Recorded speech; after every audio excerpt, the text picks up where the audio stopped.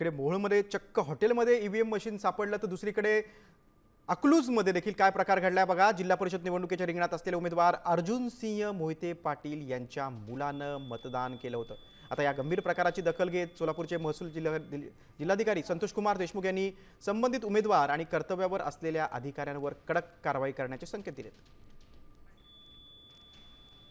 एखादी व्यक्ती मतदानाच्या गोपनीयतेचा भंग होईल अशा पद्धतीने मतदान करू इच्छित असेल तर त्याला मतदानापासून रोखणे हे मतदान केंद्राध्यक्षाचं कर्तव्य आहे।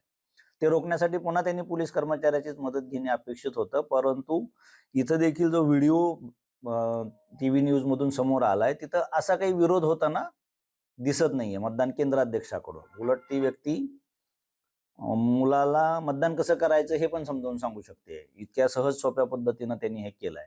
तो प्रकार देखील चुकीचा आहे आणि त्याही प्रकरणामध्ये मतदारावरती कारवाई करत आहोत आज आणि संबंधित मतदान केंद्राध्यक्ष आणि पोलीस कर्मचारी यांच्यावर देखील कारवाई करीत आहोत।